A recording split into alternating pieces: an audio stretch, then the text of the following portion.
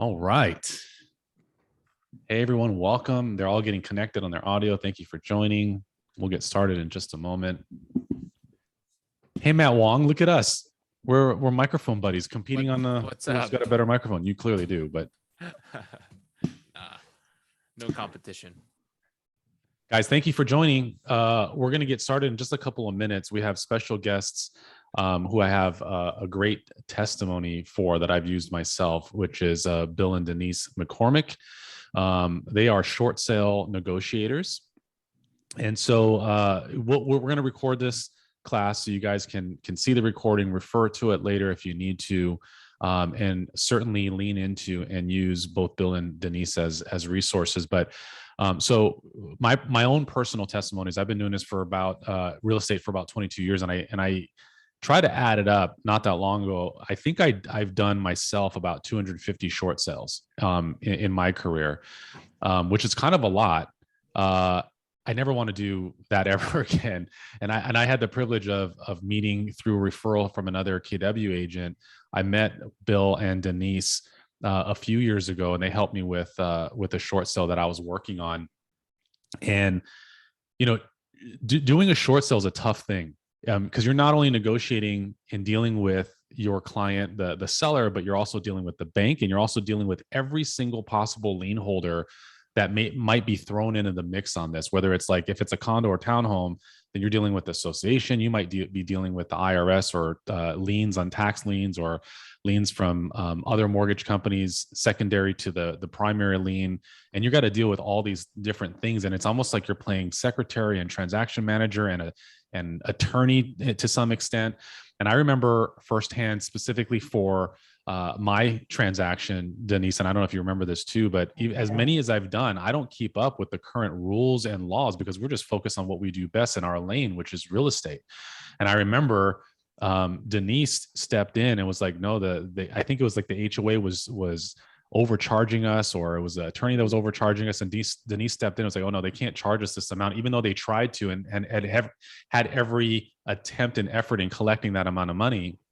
And Denise was like, nope, that's not going to work. That's way too much money. And that exceeds the limitation. And she pulled out different statutes and laws and saved my client. Do you remember that, Denise? Yeah, I sure do. Yep. That was like 3 or 4 years ago, right? That's right. That's right. That was about 4 years ago. And you saved my client a ton of money. And since then, so Denise and I were just chatting and she can kind of give you a synopsis of it, but we were chatting about the current direction of the market. And this is not heading into what's happening right now in our landscape. This is not the sky is falling. This is not 2009 happening again. It's not that at all. But the real estate market ebb and flows, and it really is our duty and obligation as licensed real estate agents to be the professionals and understand where the market is and where it's headed to, so that you can properly prepare.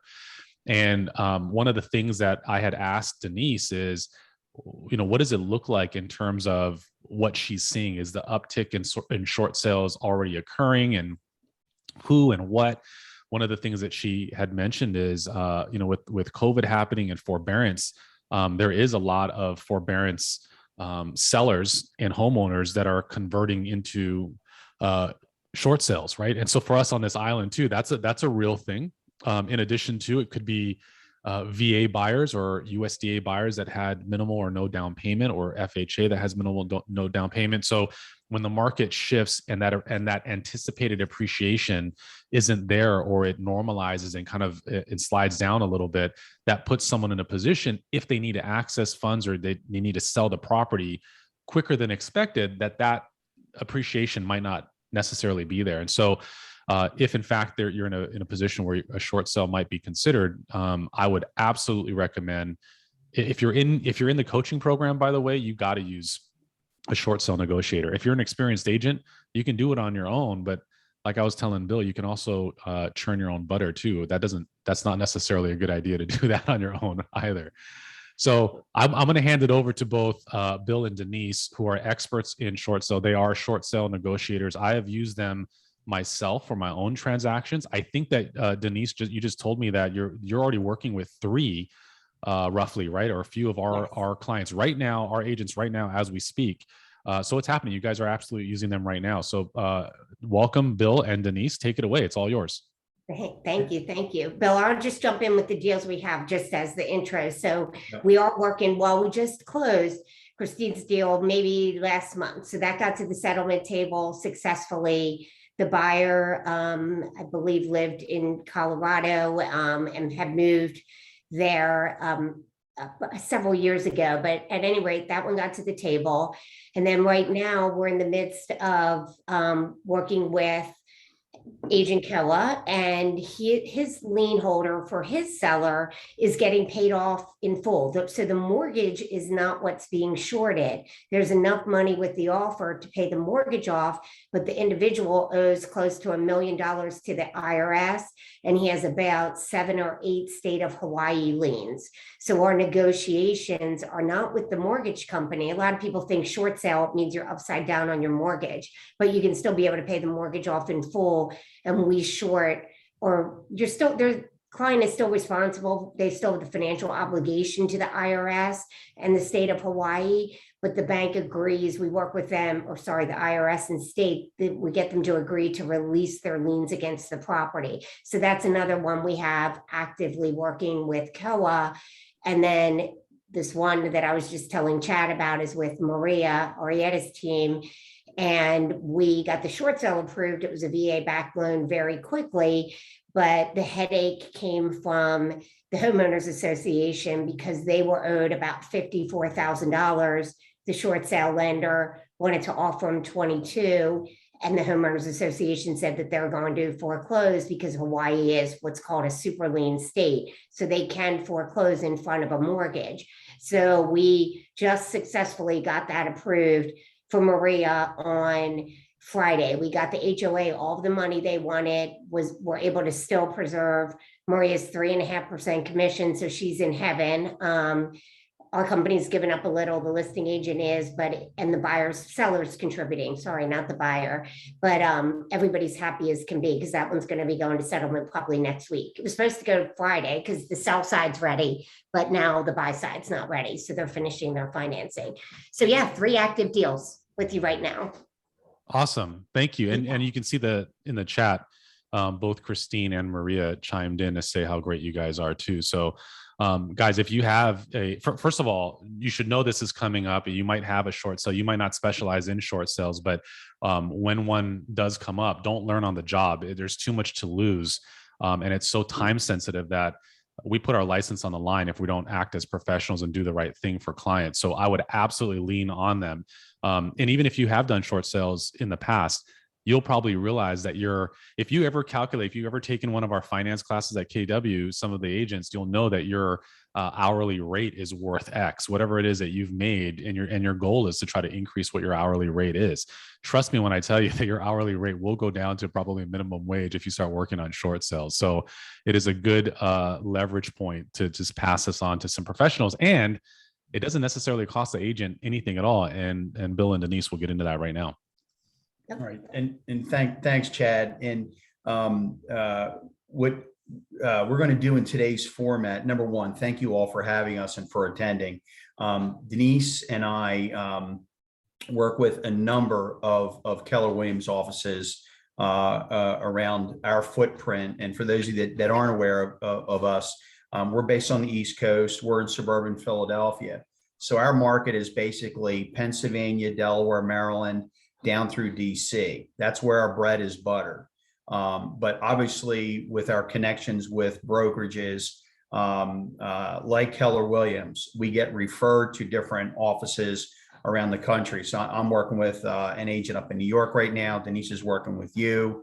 I have a couple transactions in Florida right now. So it's all, we do appreciate the Keller Williams family. And we sponsor bold events very frequently in our local footprint. So thank you for that.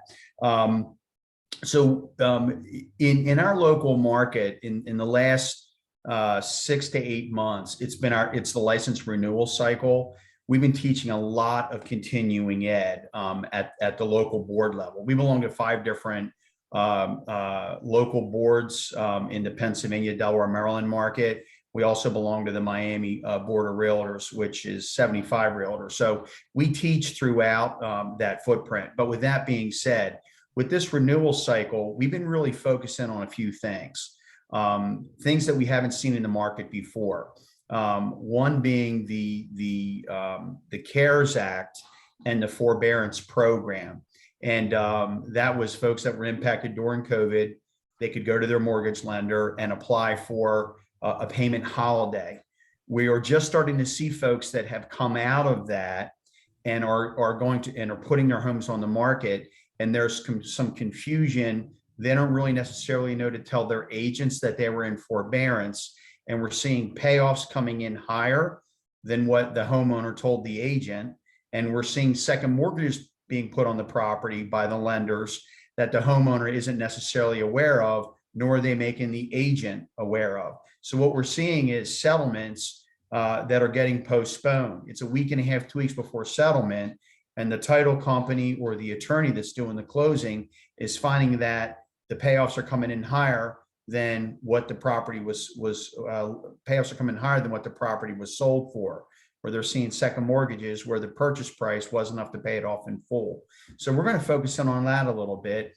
But more importantly, as the market changes and foreclosures start to kind of turn back on, what I'd like to do is focus more on how, if you are interested in working with distressed property owners, how do you find those properties? It's not easy work to find the distressed homeowners. I'm going to give you some tips to at least get you started to actually get a leg up on the competition. That's number one. And then number two, once you do, for those of you that have not done a short sale before, what are the things that you need to look out for, not only to protect yourself, but also to protect your client in a transaction? Denise and I have been facilitating short sales over 20 years now.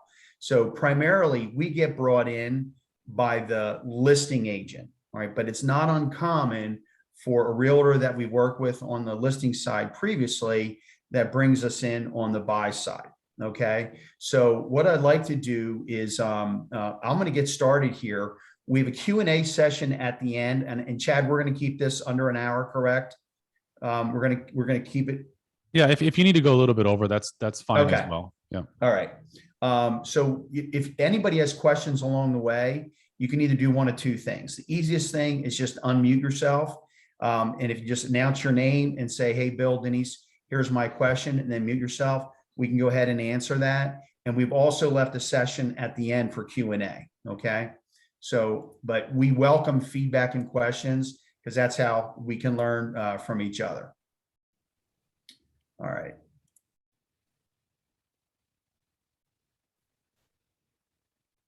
Okay. All right. So for those of you that aren't aware of CK Capital and what we do, and Chad, you summarized it, we're short sale facilitators. And what we do is we partner up with real estate brokerages, the agents in those brokerages, and we are one of their sphere of influence. You know, everybody has their appraiser that they like, their title company that they like, the home inspector that they like. We are just another resource for you as it comes to if you want to offer a service to a customer, to Chad's point, where you don't want to have to offer that service, but you want to provide that service to your client. So what we do, we basically facilitate the short sale process, soup to nuts. All right. So how we're brought in, and this will be just a 1-minute overview. Realtor meets with a homeowner, identifies that the value of the home is less than what it can be sold for to pay off the mortgage in full. All right. And that includes closing fees, realtor commissions, things like that. So the homeowner's upside down in the mortgage. The second thing is we'll consult with that homeowner to help them understand what the short sale process looks like. What are the credit score implications? What are the tax implications? And walk them through what are the benefits of the short sale. Because, you know, one thing as a realtor, I mean, you don't want to, you know, put the hat on as a realtor and then start talking about taxes and credit. All right. That's not your bailiwick. And I'm pretty sure your E&O insurance doesn't cover that either. So our goal when we work with a realtor and the homeowner is, number one, get the homeowner that enlisted you to sell their property out from under the debt, all right, with as little impact on their credit and as little impact on their pocketbook, right? And give them the ability to go become a new homeowner in a shorter time period, all right? And how we do that is just based on the systems we have here, the processes we have here, the people we have here. Our number one sole focus is we get an offer in, we get it submitted as quickly as we can. We see it through the process to completion, and we communicate with you, the list as a listing agent, the seller, buyer's agent, and buyer. Okay.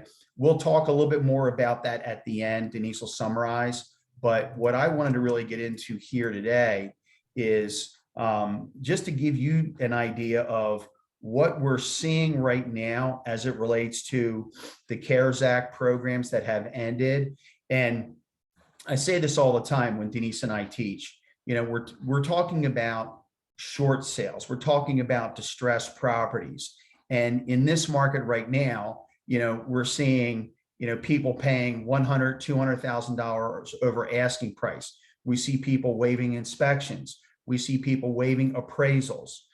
We've never seen anything like this in our market the appraisal and the inspection waiver to the degree it's happening now, we've not seen in probably over 20 years. But with that being said, anybody that's been around a while, you knows what goes up comes back down. And to Chad's point earlier, you know, this isn't going to be what we saw back in 2007, 2008, 2009. All right. I mean, the property values will stabilize. All right. But back in 2007 and 8, the mortgage companies imploded, driving down the values, and the credit that was given at that point in time was bad credit too. So we have a borrower group now that has stronger credit. All right. We have a market where we have increasing values. All right. And so I always say, take it with a grain of salt when we talk about distressed properties, because short sales have been around forever. I said, Denise and I have been doing these for 20 years. Chad, the number of short sales that you've done during your career, they don't go away. They're here. It's just a matter of to what degree do they come back. All right. And to jump to that, the mortgage foreclosure moratorium that was put in place in March of 2020, that's over. So at the end of August of 2021, last summer, the foreclosure moratorium was lifted. So now all the lenders, all right, have started back up with their foreclosure filing. They've started back up with their sheriff sale activity. However, during COVID, due to social distancing, many courts around the country were closed for social distancing. So what we have is a backlog in the courts and a backlog in the mortgage companies as it relates to people that were in foreclosure prior to March 2020. We are seeing clients. I spoke to a client this morning, has not paid a mortgage in 4 years. Not paid a mortgage in 4 years. She basically got a 2-year holiday because the lender wasn't able to foreclose on her due to the CARES Act. And she knows that. So she's now putting her property on the market. Well, understand that, you know, equity has been going like this in our local market here, as I'm sure it has in yours. But if someone hasn't paid in 4 years, all right, they haven't paid in 4 years. Guess what? There is no equity, because the amount of what they owe now after 4 years of non-payment has grown dramatically more than the equity in their home. The second thing is the forbearance program. March 2020, Congress rolled out the mortgage forbearance program. Anybody that was financially impacted due to COVID, all they had to do was call their lender, Bank of America, Wells Fargo, whoever it might be, and say, hey, Bank of America, I've been negatively impacted due to COVID. I can't afford my mortgage. I would like to apply for mortgage forbearance. The lender had to give them a minimum of 6 months. That was then extended up to 12 months. And that was subsequently extended up to 18 months of payment holiday. So for folks that applied into this program for forbearance in March, April of 2020, they just exited out of that in October, November of last year. Okay, so we're just starting to hear and see some of the stories and the confusion in the marketplace. And we're going to talk a little bit about that. The application for forbearance, all right, actually expired the end of August 2021. So you're going to still have folks out there, August 2021 through the end of 2022, that will be in this forbearance program. So what we want to do, and what we have been doing, is trying to educate the realtors. You need to start to ask the question, if the homeowner was in forbearance, yes or no? Because what we're seeing is homeowners are telling their realtors, oh, my mortgage balance is $200,000.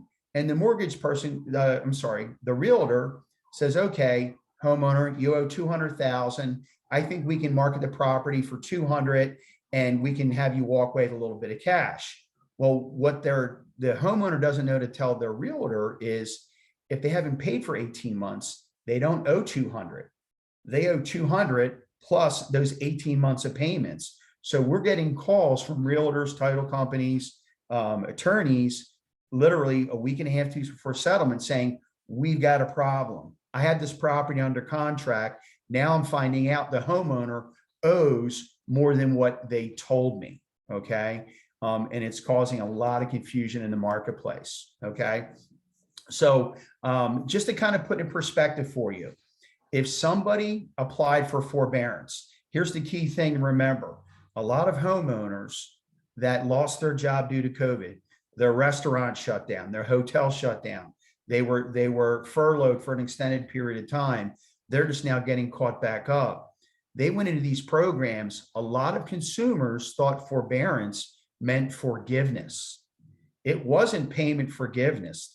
The homeowner simply under the CARES Act could apply for the payment holiday, but eventually they have to pay that money back. And this program, we've never seen a mortgage relief program like this ever. The Fed went to all the lenders and said, you need to do this program, with no discussion on what happens at the end of 6 months, 12 months, 18 months. How does the homeowner repay that money?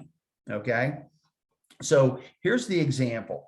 If someone has a $2,800 a month mortgage and they come out of an 18-month forbearance, okay, well, in month 19, not only do they owe for the previous 18 months, but they now need to pick back up from where they left off and continue making their monthly payments. So at the end of that term, the homeowner actually owes their lender $53,000. Okay. When this program was rolled out in March of 2020, the Fed wasn't really thinking too far ahead. Well, by September, they realized, oh my goodness, we might be creating our own mortgage meltdown implosion if we have millions of people across the country in 6, 12, 18 months, and all the lenders start calling that marker, that $53,000 marker due.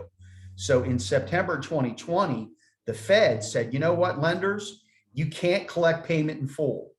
All right. You have to work out some type of option with the homeowner to,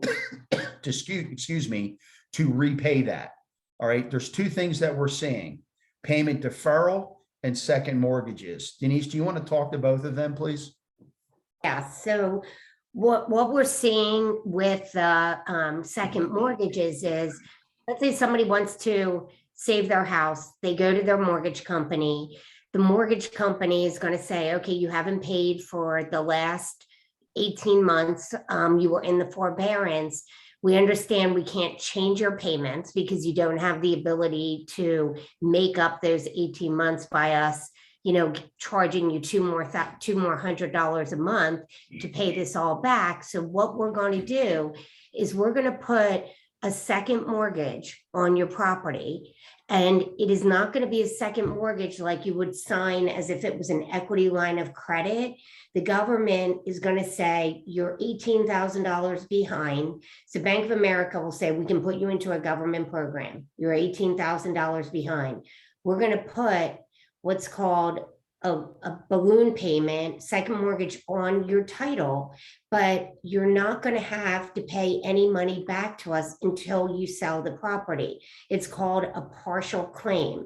So out of sight, out of mind. People are forgetting about the fact that they signed up to pay this money back to the bank. And these partial claims have been around for years and years and years. Back in those of you that were in real estate back in 08, 09, when the HARP programs and the HAMP programs, the modification and the refinance programs were about, that's what was happening, is these partial claims were being put. If somebody did a modification, the bank was saying, okay, we're going to take your $20,000 that you're behind, and we're going to put a partial claim against your title. You never have to pay us any money monthly. It's non-interest bearing. It just gets paid back when you go to sell the property. They're offering this same exact program to the people that participated in the CARES Act due to COVID. So we would get a lot of calls the week, 2 weeks before settlement in our local area with agents saying, oh my gosh, we were ready to go to settlement. And the closing attorney just got title in and determined that there was a second mortgage. My seller never told me there was a second mortgage. Well, can you ask the seller if they did a modification in 08 and 09? Well, why are you asking that? I can guarantee you they did a modification. And sure enough, they did a modification and now they've become a short sale. So what we're trying to preach to everybody, ask your clients if they have participated in the CARES Act, because if they say they have, then you have to ask them, what did they agree to with the bank to get that money paid back to them? And if they say, I don't know, then you need to get on the phone with the bank or have the seller get on the phone with the bank to make sure there's no outstanding balance with a second mortgage out there anyway, that is going to then cause this individual to be short. It's getting a little tricky because it's the money has to be paid back. And a lot of the homeowners thought it was free money, unfortunately. Yeah, and what we're seeing mostly are the two items at the bottom there: forbearance, where they defer it, right? So they basically put it on the back end of the loan, and this is where the confusion is, because the homeowners, they're going off their mortgage statement. They're not going off a full payoff, and they are forgetting to tell their realtors, hey, I was in a forbearance program. We just closed on one a little over a month ago. The homeowner was in 18 months of forbearance and never told her agent. And we were brought in after the fact, but here's the scenario. The agent met the homeowner, pulled the comps, looked at the mortgage statement, got the property under contract. Homeowner was in forbearance for 18 months. Didn't think it was important to tell her agent. The agent had the property under contract. It's a week and a half before settlement. The title company calls the agent and says, hey, we got a problem here. You're coming up about $23,000 short. And the agent says, what do you mean? Says, well, we got the final payoff and it's higher than what the contractor price is. So the agent goes back to the seller, and the seller says, well, I was in forbearance. Does that have any bearing on this? And she's like, well, yeah, because now the agent, here was her situation. She didn't market the property in the MLS properly. She didn't disclose there wasn't enough proceeds to pay off the loan in full. Okay. She didn't disclose in our local MLS. You have to disclose if it's a short sale. Okay. Now, then she had the buyer's agent who was mad at her because the buyer had already paid for appraisals, had paid for inspections. All right. And she said, I'm lucky that the buyers didn't have their stuff already on a moving truck. Now she was in a position where the buyer's broker was talking to her broker because the buyer was ready to sue. Okay. So guess what happened? That buyer withdrew their contract. All right. And then she had to put it back on the market with a new buyer. She still doesn't know if that buyer is going to bring suit down the road. And she said, had I known to ask the question, I would have known to either get a full payoff or do a search. All right. Because if you just get a payoff, all right, if the lender puts a second mortgage on the property, that partial claim Denise was talking about, your payoff from the mortgage lender wouldn't reflect it because that second mortgage is with Housing Urban Development. Okay. So just ask the question, did you take advantage of the forbearance program? Yes or no? And if it's a yes, what did they do? Did they move it to the back end of your mortgage, or did they put a second mortgage on the property? If they say, I'm not sure, get a full payoff and do a present owner title search for judgments just to see what's out there. That's the only way you're going to be able to protect yourself. And the interesting thing is why we get these calls is the agents, you would think, wow, it's only 18,000, it's only 20,000. Chad, you've done short sales, it's a junior lien holder. They're going to take 10%, right? They have to take 10% typically because they're juniors. Well, guess what? It's a government-backed program. So that junior, that forbearance money, it bumps in front as if it's a first lien holder. So in the agreement that was signed, that junior second mortgage is going in front and getting paid ahead of the Bank of America, the Wells Fargo, the primary lien holder, because that was in the agreement when the Bank of America gave that second mortgage, that plan to that borrower. So when you see the second mortgage, if you see it out there, or your seller says they did the forbearance and they have a second, just remember that second is going to get paid if it was part of the CARES Act, and from the government, it's going to get paid in front of your Bank of America, your Wells Fargo. So you have the big loan to short. So that's where it gets a little tricky, because we get the calls where people think it's just going to be a quick approval and they can still go to settlement in a week, but you're actually shorting that large primary mortgage. And what I wanted to do this time around, again, we've been in front of the group a couple of times now, and we appreciate it. I wanted to focus more on where is the market opportunity and how do you find these folks to be able to market to them. Some of you may already know this, but I thought I would spend a little bit of time on this just to kind of give you a flavor for it, because the market that we're in, okay, we have Philadelphia and we have Washington, D.C., all right, very, very urban areas.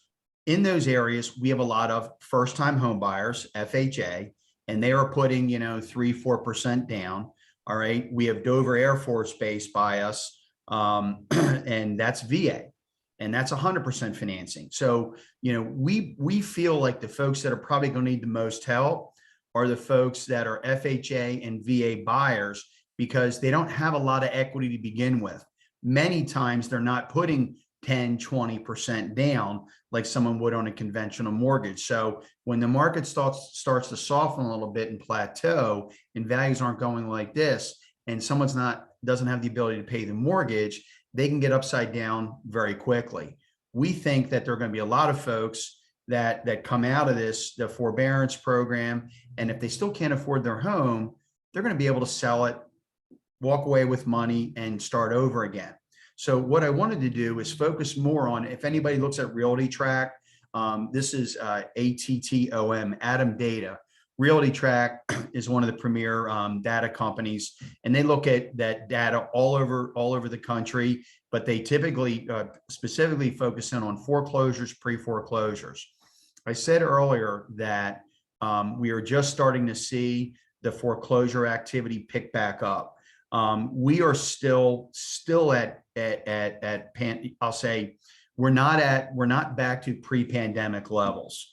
I don't think we're going to be back to pre-pandemic levels of foreclosure activity or normal rate until probably the end of this year, because as I said earlier, the courts were shut down, and due to the foreclosure moratorium, a lot of these lenders are playing catch up. So just to give you a flavor for this, I just pulled this off Realty Track this morning. So I focus specifically on Honolulu County. Right now, again, Realty Track. So, this data could be a week old, 2 weeks old. It could be 3 days old. But they're saying right now the county has roughly 312 foreclosures in play right now, 4 bank-owned properties, 38 headed for auction. Doesn't sound like a lot, okay? And what we're seeing across our footprint is it's really like they're just turning the faucet on, drip, drip, drip. All right, because they're playing catch up. So as this starts to, as the courts start to get caught back up, as the mortgage companies start to get caught back up, we are going to start to see more inventory coming on the market. That will help. All right, that'll help the rest of the market, having more properties out there for everybody to market. But what I focused in on is, okay, that's Honolulu. And then Realty Track then focuses in on, within a specific market, what are the top 3 or 4 markets. So, and I don't know the lay of the land there. Okay, so just bear with me. But out of, they're saying that the Ewa Beach market has roughly 33 properties. That rolls up into that total number for Honolulu. So right now, in the local, and that's in just the county, okay? But in the local market, you have roughly around 170 some, or I'm sorry, 312 foreclosures. So that's 312 people that are not able to pay their mortgage. That's potentially 312 people that may need to sell their home. All right. And what I want to try to do today is give you a flavor for what's happening locally, but then also focus in on how you can identify them. And is anybody on this call, does anybody market to distressed properties right now? If you do, just unmute yourself.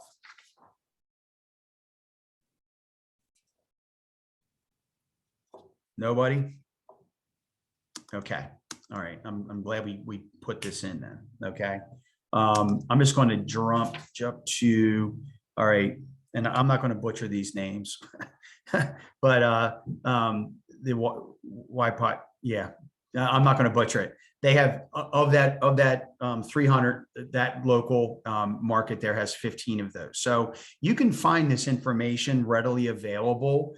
And the reason I share this is that you can go on Realty Track and you can really hone down into actually zip codes that have the highest foreclosure. So if you want to know on the island, all right, which zip codes have the highest foreclosure activity, all right, you can zero down to this. Realty Track is a really good tool that I recommend, folks, because they specifically focus in on the foreclosure, bank owned, and pre-foreclosure marketplace.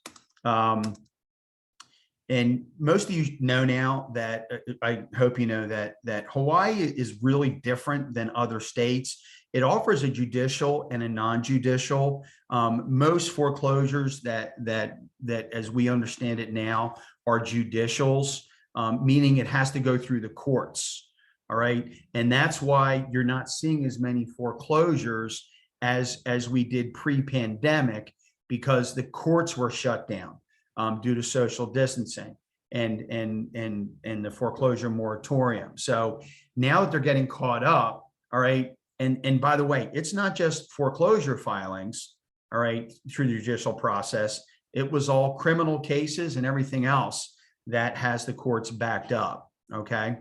But primarily there's a judicial process and then there's non-judicial. And basically that's where the court, where the mortgage company just hires a trustee and they start a foreclosure proceeding where they don't go through the courts. The homeowner has the ability, if they are in a non-judicial, to apply under Act 48 and convert it to a judicial. That buys them and you more time to market the property if you are a listing agent. Okay. So, excuse me. One of the things I wanted to help you focus in on is, and this is, I said earlier, this is hard work. I will tell you that I don't normally teach this in a continuing ed session. All right. We don't normally go through this, but there's public information out there that you can identify homeowners, all right, that are being foreclosed on. All right. If you are looking for motivated sellers that need your assistance, all right, no one's more motivated than someone that's being foreclosed on, because if they drag their feet, they're going to lose their home to a sheriff's sale. Okay. So I pulled up the e-court And what I did is I just did a screenshot here for you. Okay. And there's companies that will sell you, foreclosure listings and things like that. The reality is by the time you get that data, all right, the We Buy Ugly Houses people, everybody else has marketed to them. They get letters from attorneys that say, we'll help you do bankruptcy. All right. If you want to find early on, okay, all you have to do is go to this website and you can actually do a search by a business entity. Okay. And then you can plug in a time period. So what I did earlier today is I went on the eCourt system and excuse me, I just typed in the name bank. And then I typed in a filing period, February 1 through April 20th.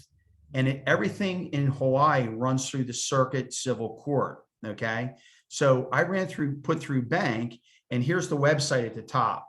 All right. It's on the screen right now. So you can copy and paste that website. And all you do is you plug in, I did bank, and that popped up Bank of America, that popped up Bank of Hawaii. And then it tells me, okay, who is the case against? All right, the first case here, it's specialized loan servicing. That's who B of A is servicing the loan for Bank of America, but it's against an estate of Peter Vessers. All right, and then below that is another one.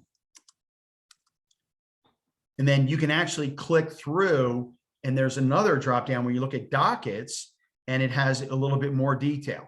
So here's a little bit easier to read. So basically, this is just a snapshot. There were multiple pages of this, but these are folks, the filing date of this top one here, all right, that was just done April 11th, April 6th, April 5th, March 29th. So you can go back and look at the last 2 weeks, the last 3 weeks, the last month, and you can identify folks that are actually being served foreclosure papers. So this is when it was filed in the courts. Once it gets filed in the courts, then the homeowner gets served papers a week later. So if you were actively marketing to this list, all right, you're going to be, hey, look, I offer a service. I work with distressed property owners. I work for the Keller Williams brokerage in Honolulu. We work with a number of clients in your exact situation. We can help get you out of it. We can help you sell your home. All right. So this is just how to identify folks that are active in foreclosure. This isn't buying a list. Okay. You can do it free. It's only sweat equity. All right. And typically and we have agents locally here that they ask us to teach them how to do that. And they actually have their own marketing people, and they say, hey, look, go on the website, once a week, pull out everybody that's in foreclosure. Okay. And then send them a marketing letter. Now, again, this just gives you the name of the person that's in foreclosure. You then have to then go to that next level and find the person's address. Okay. And that's a little bit more work, but I just want to give you a sense that you can find this information relatively easily. And I'm going to go back to one screen here. All right. On the first screen I showed you, the business government agency, I just typed in bank. All right. You can type in Wells Fargo. You can type in JP Morgan Chase. You can type in PNC Bank. You can type in Rushmore Loan Servicing, and it'll give you all the filings for that mortgage company for that specific time period. I typically recommend going about a 2 to 3 week window if you're going to do it at one time, because as I said, it goes through the courts. It takes another week for that homeowner to be served papers. So if you do choose to try and direct market to them, you want to give it about a week's time, because they'll be served papers. Then you want to send your marketing to them. But obviously you want to make sure that you're able to do that type of marketing. You don't want to, act like you're targeting anything and get yourself in trouble. But each Each state's a little bit different with that. All right. But typically what we would do on a local level, okay, is we would go and say, okay, this is the estate of Peter Vissers.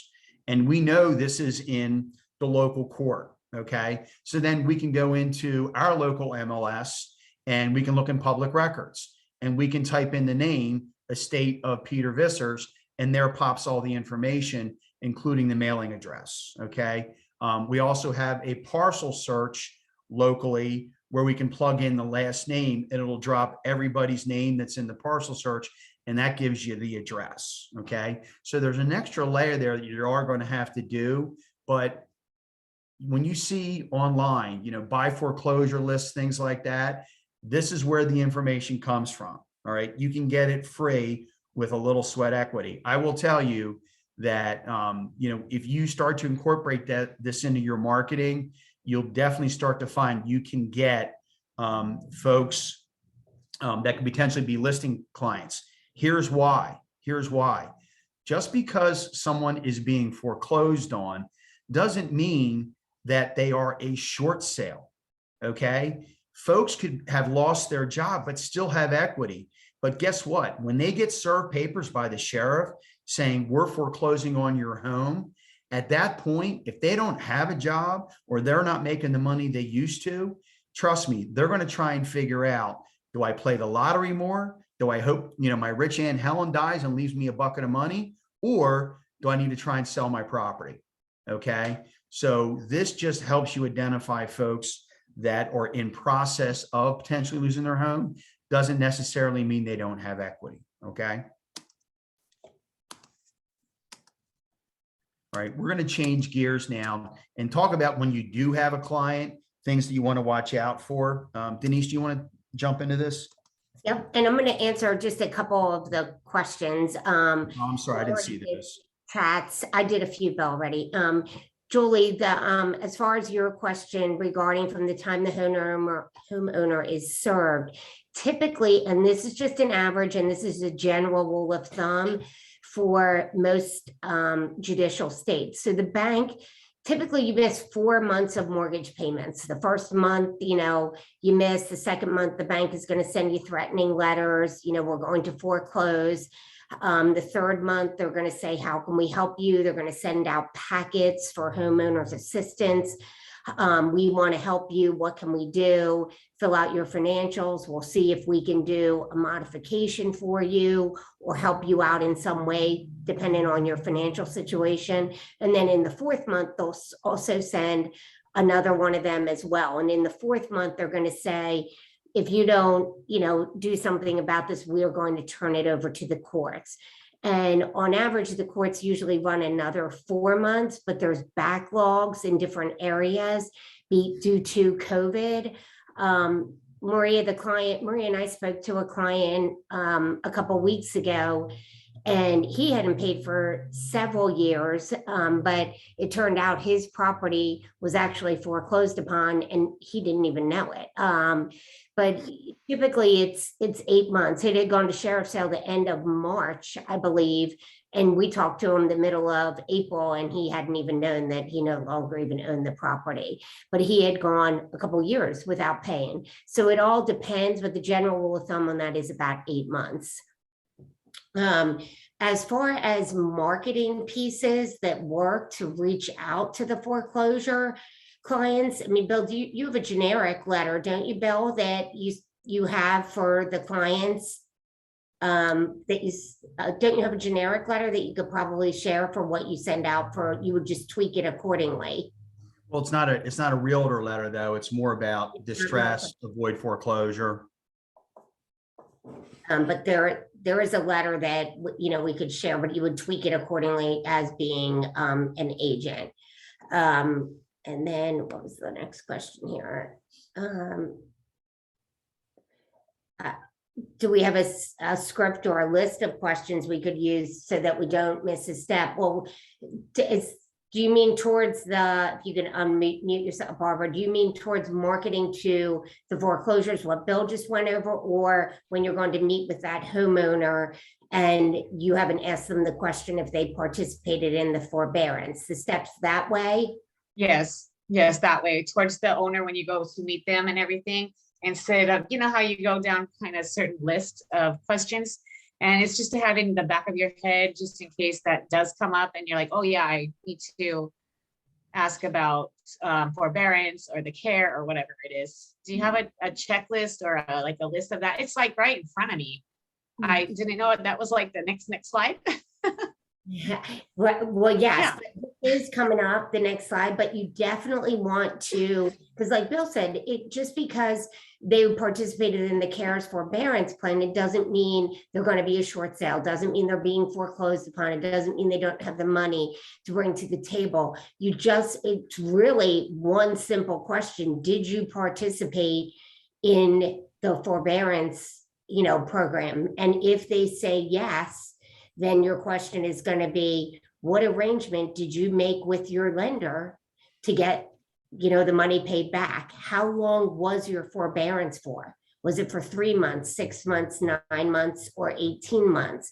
And what arrangement did you make with the bank? If they say, I haven't made one, then you or them are going to want to get authorized to talk to their bank and order a full payoff. It's so key that you order a full payoff to make sure that you can see what this individual owes. Never ever go by a mortgage statement, because the forbearance and the missed monthly payments, it's so new that the banks are not putting this on every mortgage statement. So they may think, the homeowner may think they owe $200,000, but they haven't paid for 18 months. They think that 18 months is incorporated in that statement they're receiving, and it's not. So anybody that participated, I would get on the phone with the bank or have your seller get on the phone with them and get a full payoff. That is the very first thing that we do on any call that comes in. We get third-party authorization and reach out to the bank. Just make sure your seller does not get a verbal. If they don't have a fax, if they don't have email access, you could get on the phone with the bank while you're on your listing appointment, and you can give your fax number, you can give your email, because the homeowner, the borrower, is there giving permission for the bank to give you that information. The verbals are not accurate because they are not inclusive of attorney fees or any additional fees. You need to see it in writing for anybody that has missed payments or taken advantage of the CARES Act and the forbearance Just a couple program. takeaways, Dan, and we'll continue moving on here. Barbara, what I can do is, and I'll do a follow-up. I'll just put together a quick hit list, all right, of questions. And again, because there's a lot of folks on this call today. So, and I'll just email them. Chad, can I email that back to you? So I'll just do a quick hit list of questions. And I'm going to give you a sample marketing letter, but if it's be more focused on avoiding foreclosure, but at least that might give you kind of a base guideline that you can use, and then to put in your verbiage as far as marketing your services there. And that's to everybody. So I'll put together 2 things, and I'll send that out over the next day or so. Perfect. Thank you, guys. Yep. And a couple other things on this slide, which is pretty important.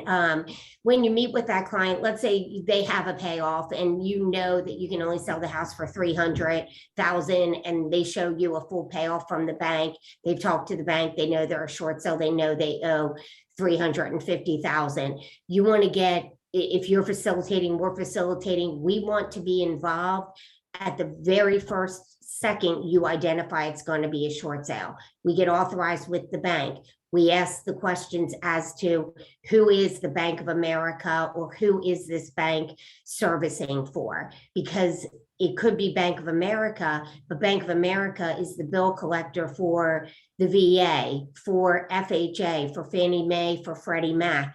Each of those investors that that bank is servicing for has different rules and has different guidelines. And I think this is one of the things, Chad, you were referring to up front.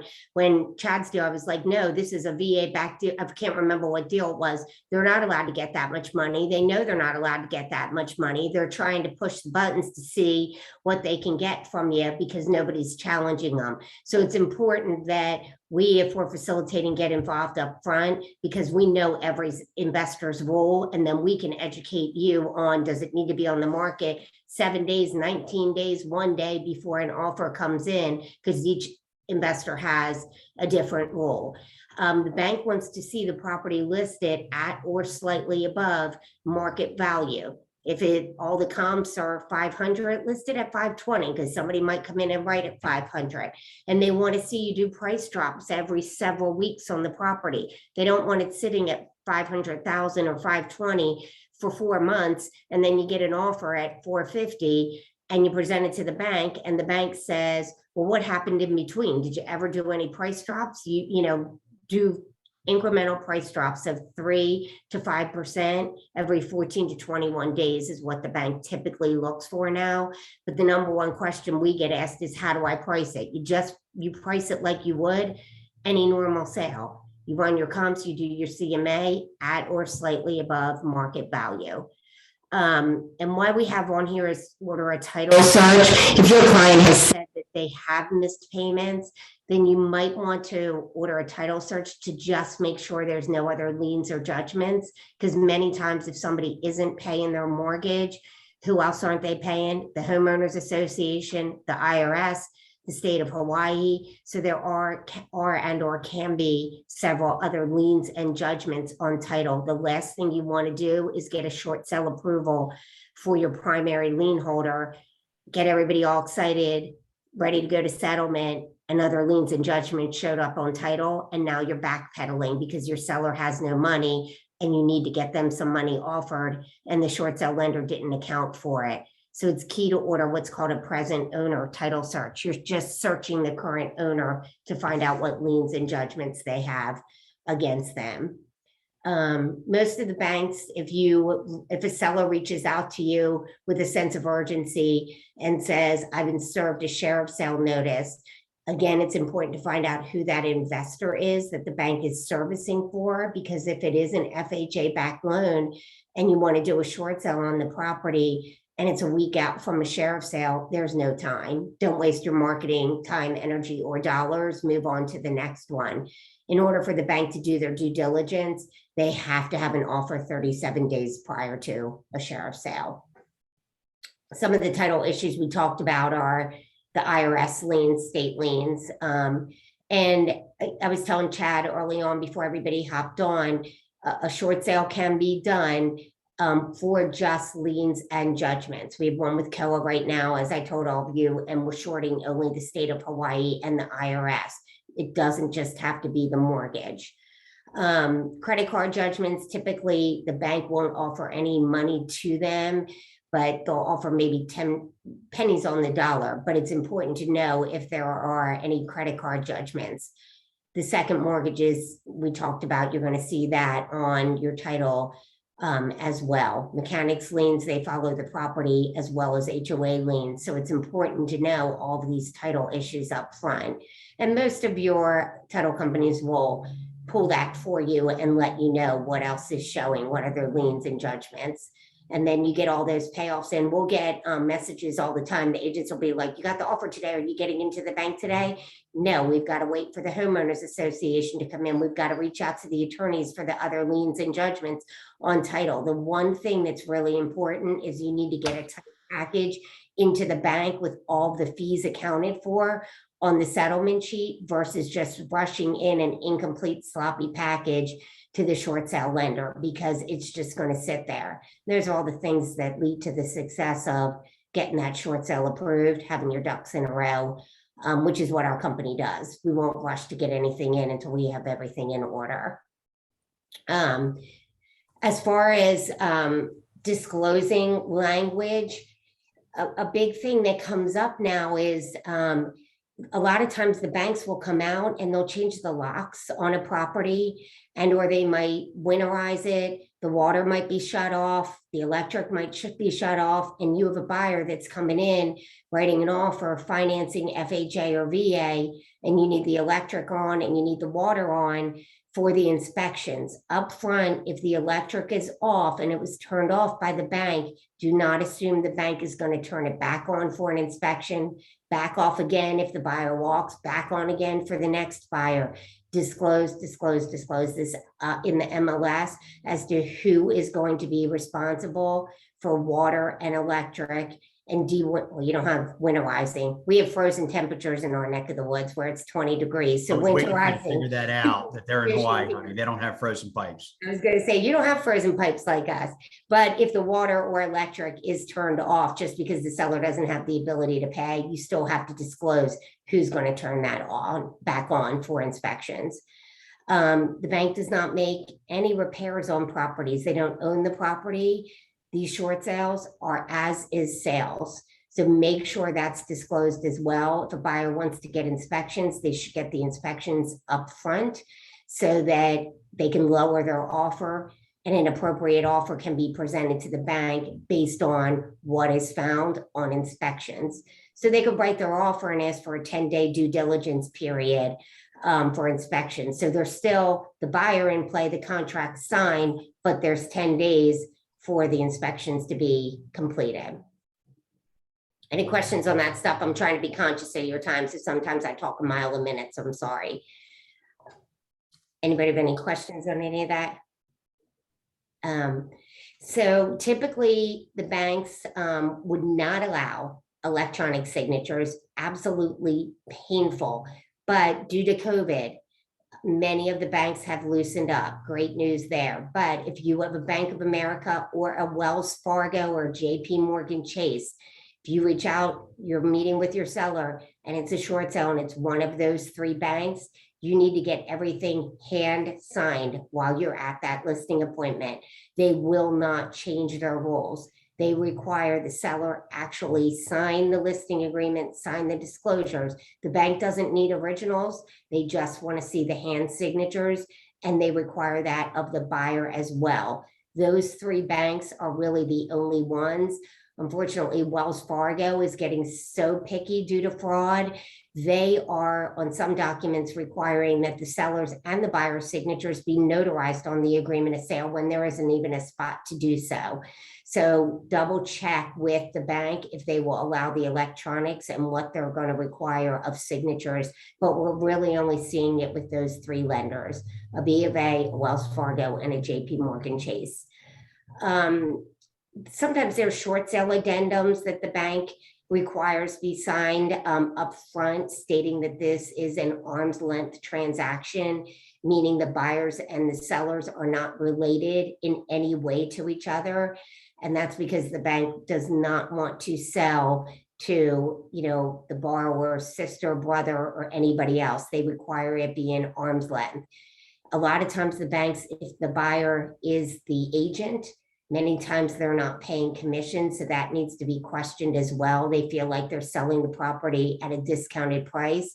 So if the buyer's an agent, you need to ask the bank if they're going to pay commission, because they have been cutting it. That's been a new thing where they've been really cracking down. Unfortunately, even though it's not the agent themselves getting the commission, it's the brokerage, they've still been stripping it from the approval letter. A pre-qualification and proof of funds has to be provided on every short sale. The bank wants to see the multi-listing sheet. And the reason they want to see that multi-listing sheet is what I discussed early on, is if it's a FHA-backed loan, the seller's FHA, the property needs to be on the market for 19 days. If it's a Fannie Mae backed deal, it needs to be on for 7 days. So the bank wants to see the MLS sheet so they can make sure that you followed the rules as far as listed the property properly. And this is one of the reasons why Chad's saying you need somebody, whether it's us or somebody else out there, that can tell you these rules on a short sale. You're there to list and sell the property, not be able to navigate every investor's rule to get this short sale to the settlement table. And Miranda, you asked the question about what's new with third-party authorizations. Can you unmute yourself? Trying to get out specifically, you're saying what's new? Nothing. If anything has changed, and if it's fairly easy to have a third-party authorization signed by the seller so that it makes the process go more smoothly for everybody. Yeah. Information. That's a great question. So we have a standard third-party authorization. I will tell you, most lenders will allow you, if you're sitting with a homeowner, they can actually write on a piece of paper, I authorize Miranda to talk to you, Bank of America, on my behalf. They sign it, they date it, and they put their loan number on it. Most times, something as simple as that will suffice. You know, Maria, as my realtor from Keller Williams, to contact you on my behalf. They don't really, most lenders will roll with just that. We just have a standard form that we use that, you know, has all, you know, anybody that's touching the lender, we list our team, but it doesn't have to be anything formal, to be quite frankly. So it actually hasn't changed much. We're coming down the home stretch. Signature, sorry, Bill, I didn't mean to interrupt you, but that is one document. They will not allow electronic signatures on any third-party authorization, no matter who the bank is. It has to be handwritten and signed. And that's just the bank protecting themselves. And I really can't blame them. They just want to make sure nobody electronically signed, and it really is truly the seller giving you permission. But the one thing though, make sure that you jot down if you're going to be calling in and sending into the bank this form that can be written on a piece of paper, just get at least the last four of the seller's social, because when you call in to verify, the bank is going to say to you, okay, what's the address, what's the borrower's name, and they want another piece of information, which is usually going to be what's the last four of the social. So jot that down somewhere so you have it. Yeah, and we're coming down the home stretch here. This is a couple other things that I want to talk about. Again, there's plenty of benefits to a short sale. The lender pays the seller's closing fees, realtor commission, transfer recordation fees, title company fees. The lender reports the debt as settled with no judgment. The lender waives the deficiency balance, okay? One thing that's in every approval letter is that the lender is required by law, any forgiven debt, shortfall amount has to be reported to the IRS and a 1099-C be issued. That can be considered taxable income. So if someone is forgiven of $50,000 in shortfall on a short sale, okay, they get a 1099-C as if they made $50,000 that they normally would have to pay their income tax rate. So if they're in a 10% tax bracket, 10% of 50,000 would be $5,000 that they would owe to Uncle Sam. Okay. If it's a second home, all right, odds are they're going to have to pay income tax on it. If it's an investment property where they took losses on their tax returns against it, odds are that homeowner will be able to offset any taxes associated with that 1099-C. Always direct that homeowner to their accountant when they're considering doing a short sale. Only their accountant will be able to tell them, all right, what their tax liability is. However, if it's a primary residence, they lived in the home 2.5 of the last 5 years, Congress renewed the Mortgage Debt Services Relief Act.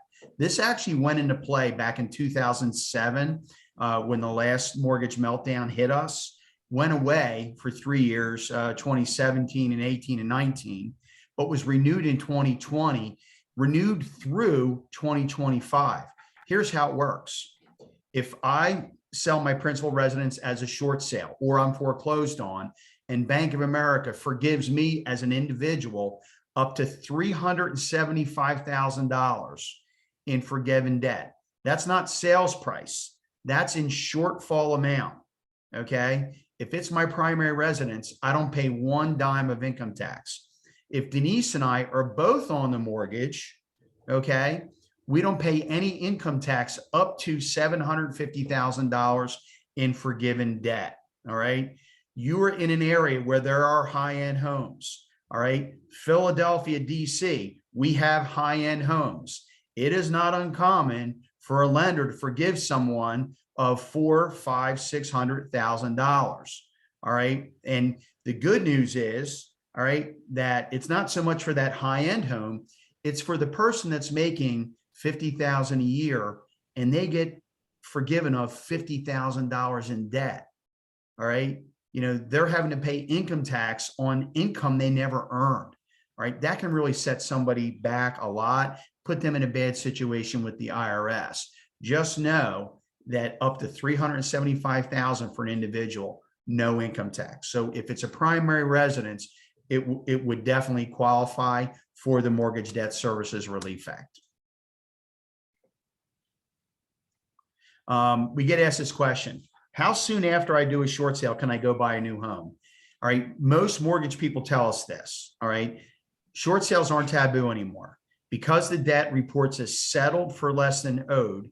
The key word there is settled. Most mortgage people can put somebody into a new mortgage 2.5 to 3 years after they do a short sale. Okay, foreclosure, most mortgage people tell us that's a minimum of 5 years.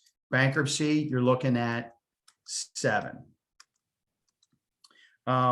This is really kind of the last side, and Denise will close out here. If you're on the buy side and you're not sure why the short sale is taking as long as it is, the steps on the screen are the steps that more or less every short sale lender, Bank of America, Wells Fargo, whoever it might be, they follow this. Number one, you need an offer. All right, until there's an offer that's presented, the lender doesn't know how much of a loss they're expected to take because they don't know what the sales price is. The next step is they sign it to a loss mitigation specialist. This is the person inside the mortgage company that's the quarterback. They're the ones that will make sure that the underwriting on the financials for the seller gets done. They're the one that'll make sure that the appraisal gets ordered, okay, and then returned. They're the one that makes sure that it then goes to the investor. The investor is actually the one that makes the decision on it. The Bank of Americas of the world really just bill and collect. It's Fannie Mae, Freddie Mac, FHA, VA, USDA. Those are the investors and private investors that actually own the mortgage. Once they do that review, they have the value in hand. Then the lender or the investor, decides, is it approved? Can I accept this offer? If they believe it's a good offer, the investor then says to Bank of America, go ahead and issue the short sale approval letter. Okay. If they think maybe the appraisal value is a little bit higher than what the buyer's offer is, they may counter. Once they come to terms, the lender then issues a short sale approval letter, all right, to that homeowner. The approval letter serves as a payoff to the buyer's lender and the buyer's title company because it has, hey, look, once this sale is completed, we're agreeing to release the lien and end any and all foreclosure activity against the property. So a buyer's title company and a buyer's lender will get a copy of that short sale approval letter. For the seller, it's your debt settled. We're going to report it to the credit bureaus as settled for less than owed. We're going to pay all your closing fees. And then that 1099 language is in there. Typically, those approval letters are good for about 30 to 40 days because they service payoffs. That gives the buyer ample time to get their mortgage completed. Dan, you want to close out? So I'm sure you probably all have questions. You can email us after the fact as to how our company gets compensated for our services. It's rather unique. We started a service fee model at the recommendation of actually a mortgage loss mitigator. And our fee model is we get paid by a buyer, but the buyer asks for closing cost assistance, which is not seen very often. We have learned that, or really ever, in Hawaii. But what the buyer would do on an addendum, or I forget the section of the agreement of sale with the additional special terms, they would put in there seller to offer buyer 3% closing cost assistance. And then what happens is the seller is the short sale lender basically on a short sale. So the short sale lender will give a 3% credit to the buyer. So it's no additional cost to the buyer. And then the buyer will turn around and pay CK Capital. So it's all on the settlement sheet. There's no off the sheet payments. It's a credit from the short sale lender to the buyer. And then the buyer has a line item on their sheet payable to our company, CK Capital. It's a 3% fee. We never interfere with the agent's commission. Whatever you set your commission at, you set your commission at.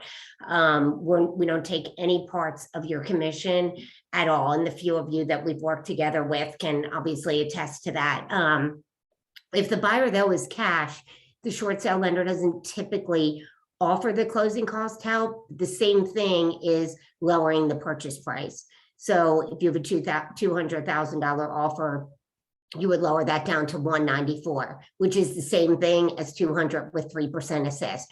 We have disclosures that get loaded into the multi-listing so the buyers can see them. And then there's a document that the buyer signs. If they have questions on it, we get on the phone and we explain to them how our fee structure works. But again, it doesn't interfere with your commission. Maria can attest to the fact that we preserve our agents' commission, as we are doing for this deal that's hopefully closing next week, Maria, if you're still even on. But anyway, any questions on our fee, please let me know. You can reach out to Bill or I direct. Yeah, and then the last thing here. What's that? I am on, and I wanted to share a quick testimony, if I may. I don't think Denise mentioned this, but she was working during her vacation in Europe. And for me, that was huge. So it was 2 a.m. in the morning and she was negotiating and she was really going hard to protect our commission. She understood everything. And during the entire process, she allowed us to understand what she was doing. So she wasn't negotiating behind the scenes and then just came up and said, hey guys, everything's taken care of. She actually explained the process, which is good because then for the next deals, we have more tools in our bags to be able to share with the clients. And one thing that we started practicing is when we identified that someone could potentially be a candidate for short sale, we brought Denise on into the buyer's consultation to add value because there's some things that we don't know. And so she was able to identify whether or not this person we'd be able to list with them. So that's the example she was mentioning before about Paul. He was ready to go and said, hey, yeah, go ahead, we'll list my home. And, thankfully we had Denise there to say, wait, let's pump the brakes. Let's verify whether or not your home is listable.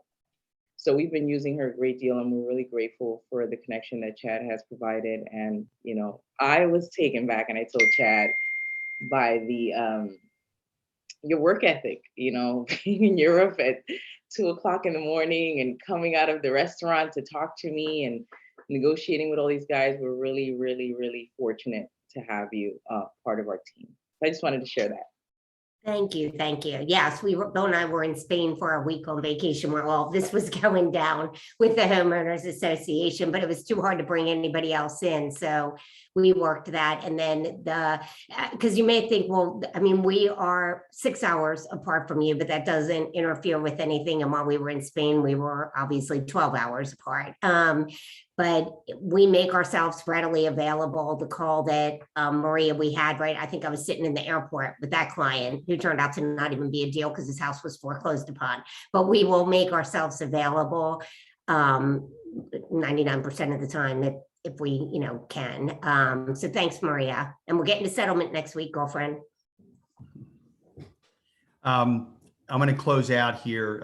Chris Haig asked the question. To clarify, there's room for a buyer and seller agent commission plus our 3%. The answer is yes. So the whatever you put in the MLS for your commission split, that's what goes on the settlement statement. The agent commission is not touched. There's a seller concession line item on the seller side that's paid by the bank's lender. All right, and then in turn, so that homeowner or the buyer, gets a debit and credit for that 3%. So it's a wash to the buyer. The agent's commission doesn't get hit and it's no money out of the seller's pocket.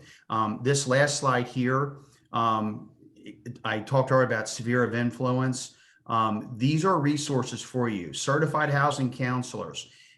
These are folks that are talking with FHA borrowers and VA borrowers. They're a free resource that the state of Hawaii offers. If someone is struggling financially, they can't afford their mortgage, they can go speak to these housing counselors. The housing counselors will look at their financials to help them determine, can they save the home? Yes or no. If they can't, the housing counselors will recommend that they go ahead and list the property before being foreclosed on. Reach out to these folks. They can be a great source of referrals to you. And that is it, my friends. Thank you for your time today.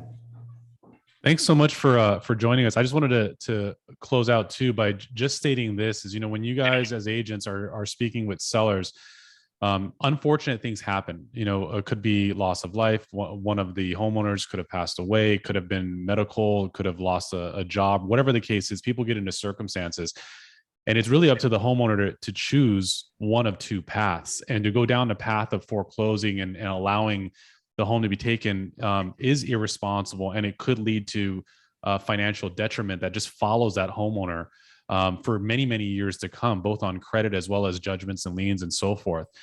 I want you guys to know that going down the path of doing a short sale is the responsible approach. They're stuck in the situation that they can't control.